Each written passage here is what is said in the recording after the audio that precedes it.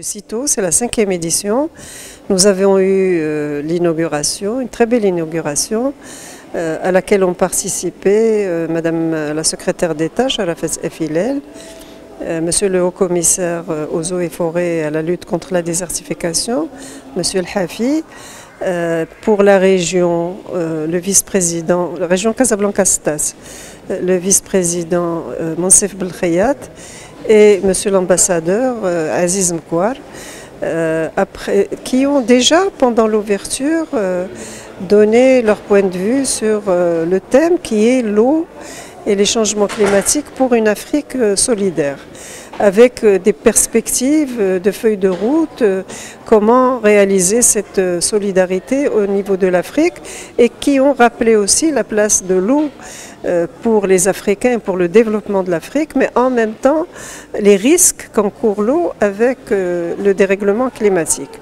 La thématique qui est abordée par ce salon est une thématique d'actualité, d'abord parce qu'il s'agit de la question de l'eau qui est centrale dans tous les projets de développement.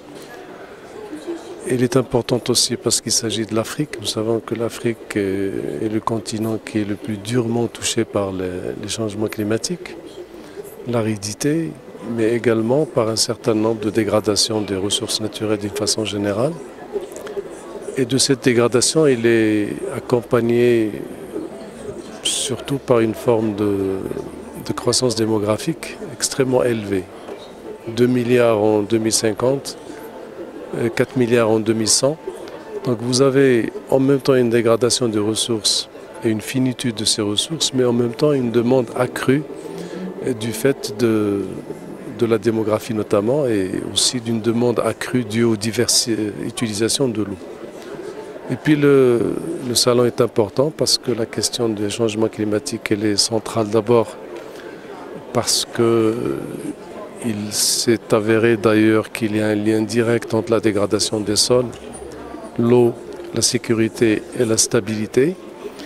Et donc il est devenu important de trouver toutes les méthodologies qui permettent de préserver les ressources naturelles, mais aussi de construire de véritables modèles de développement qui permettent de créer de la croissance et donc de s'occuper de la vie quotidienne des citoyens, mais aussi d'avoir des modèles de développement qui sont respectueux de l'intégrité de l'environnement d'une façon générale. Justement, le Maroc a capitalisé à savoir faire une expertise très importante dans la gestion de ces ressources hydriques, qui est d'ailleurs reconnue à l'échelle internationale. Nous avons mis d'ailleurs cette expertise, ce savoir-faire au profit de nos pays frères et amis. Beaucoup de pays ont bénéficié et tiré profit de l'expérience du Maroc dans le domaine de barrage, de l'expérience du Maroc de la gestion intégrée des ressources en eau, dans la gestion du Maroc de la lutte contre les inondations. Et nous espérons aussi donner beaucoup plus, un nouveau souffle en fait à la coopération sud-sud dans le cadre de l'initiative que nous avons l'occasion de lancer lors de la COP22 qui a été baptisée Water for Africa. Le CITO est une grande initiative. Vous savez que l'eau est un élément extrêmement important pour la vie des gens, et l'accès à l'eau est clé et indispensable, et c'est un droit humain. Et aujourd'hui, on assiste dans le monde à une raréfaction de l'eau, un changement climatique qui fait que des zones de sécheresse deviennent de plus en plus sèches. Les zones, le GIEC prévoit que les zones tempérées ou les zones, disons, du nord vont avoir beaucoup plus de pluie. Tout cela va créer des déséquilibres, des déplacements de population, va créer auxquels il faudra faire face. Il faudra gérer tout cela, c'est une affaire compliquée et il faut absolument donner le plus d'attention possible à cette gestion de l'eau.